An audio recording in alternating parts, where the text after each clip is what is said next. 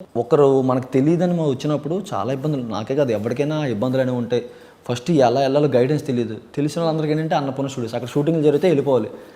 అలాగా మేము కూడా అన్నపూర్ణ స్టూడియోస్కి వచ్చేసాం. లోపల అప్పుడు కామెడీ షో జబర్దస్త్ షూటింగ్స్ అవి జరుగుతున్నాయి. లోపలికి వెళ్ళాలంటే ఎవరు పంపించరు కదా, సెక్యూరిటీ గార్డు తోసేయడం, అక్కడ షూటింగ్లు జరుగుతున్నాయి పంపించరా అని సార్. ఎవరెవరిని అడిగి ఎవరెవరిని రికమెండ్ చేసిన ఎవరు పంపించిపోయేసరికి ఆయనకి నాకు గొడవ అయింది. అప్పుడు సెక్యూరిటీ గార్డు కూడా అంటే మరీ రూడ్గా బిహేవ్ చేస్తారు అప్పట్లో, ఇప్పుడు కాదు. తోసేయడం అది జరగడం, ఏదో కష్టపడి వెళ్ళాను, లోపలికి వెళ్ళి నేను పెద్ద పని వాళ్ళు ఎవరు వర్క్ ఆడు చేసుకుంటాడు. సరే నాకు ఆ బయటకు వచ్చేసి ఆ రోజు నైట్ కూర్చున్నప్పుడు అర్థమైంది ఏంటంటే మనం ఏదైనా సాధిస్తే తప్ప మనల్ని ఎవడు గుర్తుపట్టాడు. నేను ఇది అని తెలుసుకున్న రోజే నీకు రెస్పెక్ట్ ఉంటుంది. నువ్వు వెళ్ళి నాకు ఇది కావాలి అంటే ఎవడెవడు అని చెప్పి నాకు అప్పుడే అర్థమైపోయింది. ఆ తర్వాత పటాస్ ఒక్క ఛాన్స్ వచ్చింది, అయిపోయింది. ఇప్పుడు నేను అన్నపూర్ణ స్టూడియోకి వెళ్ళినప్పుడు అప్పుడు నేను తోసిన ఆయన అక్కడే ఉన్నాడు. బట్ ఇప్పుడు వెళ్తుంటే హరి గారు ఓటీ పోతుంది సార్ మీరు వెళ్ళండి సార్ అంటాడు. బట్ ఆయనకి తెలియదు నేను అప్పుడు తోసిన ఆయన, నాకు ఆయన గుర్తుండే కానీ ఆయన నన్ను గుర్తుపట్టు, కానీ నేను ఆయన రోజు చూసి గుర్తుపడతాను. సో దట్ ఈస్ సక్సెస్ అని నేను నమ్ముతాను. అప్పుడు అంటే ఇండస్ట్రీలో ఏమన్నా ఒడిదుడుకులు ఎదుర్కొన్నారా? అంటే రాగానే ఇండస్ట్రీలో కూడా ఉంటాయి కదా, అంత ఈజీ కాదు కదా పైకి రావడం కూడా. ఒడిదుడుకులు అంటే అప్పట్లో మాకు వచ్చే డబ్బులు బాగా తక్కువ. నేను హైదరాబాద్ వచ్చినప్పుడు అనుకున్నా అంటే ఏదైనా పార్ట్ టైం జాబ్ చేస్తూ చదువుకుంది అనుకున్నా. ఎందుకంటే ఇంట్లో చదివించేంత స్తోమత లేదు. మా చెల్లి తనకు పెళ్లి చేయాలి కాబట్టి ఇంకా నాన్నకి భారం అవ్వకూడదని అనుకుని వచ్చా. ఇక నాకు ఎంత వచ్చినా సరే దీన్ని పెట్టుకొని నేను చదువుకుంది అనుకున్నా. బట్ ఒకసారి పటాస్లోకి వచ్చే అవకాశాలు పెరిగాక చదువుకునే అంత టైం రావట్లా. సో ఇంకా నాన్న డబ్బులు అడగలేదు. ఇంక ఇవి అంటే వాళ్ళకి చెప్పలేక అదే పెద్ద కష్టం. ఆ తర్వాత వచ్చే డబ్బులు చాలా డబ్బులు పెద్దగా మాకంటే మమ్మల్ని తొక్కేయాలని ఎవడు ఏం ట్రై చేయలే పటాస్లో. ఎందుకంటే అది ప్యూర్ టాలెంట్ షో. అప్పట్లో వచ్చే ప్రతి ఒక్కరు కొత్త టాలెంటే. బట్ పటాస్కి ఫస్ట్ ఒక్క ఛాన్స్ వచ్చింది నేనే. నా తర్వాత వచ్చి రాజు సత్యం వీళ్ళందరూ వచ్చారు. సో నన్ను తొక్కేవాడు ఎవడు లేడు అక్కడ. నాకు డైరెక్టర్ సపోర్ట్ ఉంది. మనం చేసాం వచ్చేసాం. నాకు అంటే రావడానికి కష్టపడ్డా, వచ్చిన తర్వాత నిలదొక్కుకోవడం అనేది మనం పడ్డ కష్టం మీద ఆధారపడి ఉంటుంది. అంటే మనం రాసుకోవాలి, మనం చేయాలి, మనం ఎంత అవుట్పుట్ ఇచ్చామనే దాని మీద మన గ్రోత్ అనేది డిపెండ్ అయి ఉంటుంది. అది తప్ప ఇంకా అంతకు మించి ఎక్కువ కష్టపడింది ఏం లేదు.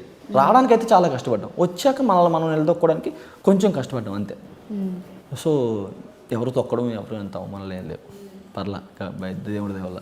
ఇంకా తర్వాత షోస్ అన్నీ కూడా మీది సక్సెస్ఫుల్గానే ట్రాక్ రన్ అవుతూ వస్తుంది. సక్సెస్ఫుల్గా అంటే పటాస్ నుంచి కెరీర్ స్టార్ట్ అయింది. తర్వాత కొన్ని కారణాల వల్ల పటాస్ అక్కడ ఆ కంపెనీని వదిలి రావడం జరిగింది. ఆ తర్వాత మళ్ళీ మా టీవీలో ప్రస్థానం స్టార్ట్ అయింది. సో అప్పుడు సంపాదించిన దానికన్నా ఇప్పుడు కొంచెం సంపాదన ఎక్కువైంది. సో ఇప్పుడు మా టీవీలో వన్ ఆఫ్ ది రైటర్, మా టీవీలో ఏ షో చేసినా సరే హరి ఉండాలి రైటర్గా అనే ఒక పేరు ఉంది. అది చాలు, దాన్ని నిలబెట్టుకోవాలి ఇప్పుడు. ఓకే, అంటే ఎలా ఉంటుంది మీకు? అంటే జడ్జెస్గా ఇప్పుడు నాగబాబు గారు చాలా సీనియర్, ఎన్నో ఇయర్స్గా జబర్దస్త్ వాటిలన్నింటిలో చేసి వచ్చారు కదా. సో అంత సీనియర్ ముందు ఆయన ముందు ప్రజెంట్ చేయడం ఎలా అనిపించింది మీకు, జడ్జెస్ నుండి ఎంకరేజ్మెంట్? సో నాగబాబు గారు ముందు చేయడం అంటే నిజంగా నమ్మలేదు. ఫస్ట్ నేను అప్పుడు జబర్దస్త్ షూటింగ్కి వెళ్ళని చెప్పాను కదా, ఏదో విధంగా లోపలికి వెళ్ళిపోతే నిలబడి షూటింగ్ చూస్తున్నాను. షూటింగ్ వెళ్ళి పక్కన చూస్తే చైర్లో ఆయన అలా కూర్చొని ఉన్నారనమాట.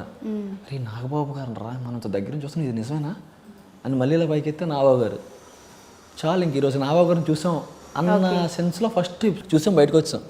సో ఆ తర్వాత ఆయన ముందు మళ్ళీ అదిరింద్రలో చేయడం జరిగిందనమాట. ఆయన అసలు పటాస్లో మాకు ఎంత సపోర్ట్ అయితే ఇచ్చారో, ఒక పెద్ద ఆయన అంత సపోర్ట్ ఇవ్వడం నేను ఎవరిని చూడలే. మేము అంత ధైర్యంగా భయపడకుండా స్టేజ్ ఫియర్ లేకుండా ఒక పెద్ద ఆయన ముందు చేస్తున్నామంటే అది ఆయన మాకు ఇచ్చిన సపోర్టే.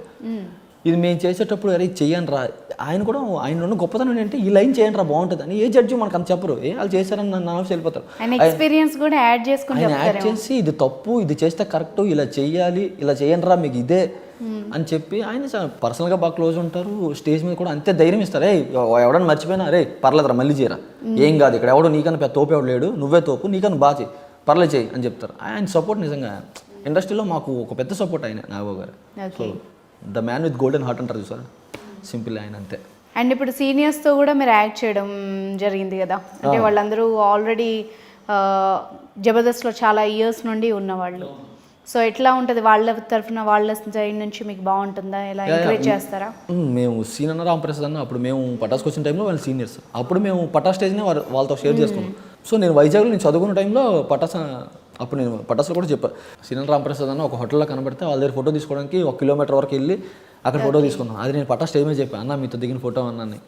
సక్సెస్ అయిన తర్వాత అప్పుడు వాళ్ళు హ్యాపీ ఫీల్ అయ్యి మాకు సపోర్ట్ చాలా బాగా చేస్తారు. వాళ్ళు ఇలా చేయండి అలా చేయండి అని చెప్తారు.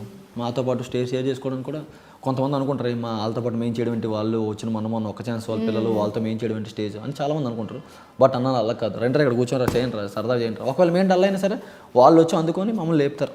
సో మా సక్సెస్లో వాళ్ళది కూడా కొంచెం పార్ట్ ఉంది. ఫ్రెండ్స్ ఎలా ఎక్కడ బాగున్నారు మీకు? అంటే స్టేజ్ ఫ్రెండ్స్ ఉన్నారా లేకపోతే బయట ఫ్రెండ్స్ ఎక్కువ మూవ్ అవుతారా?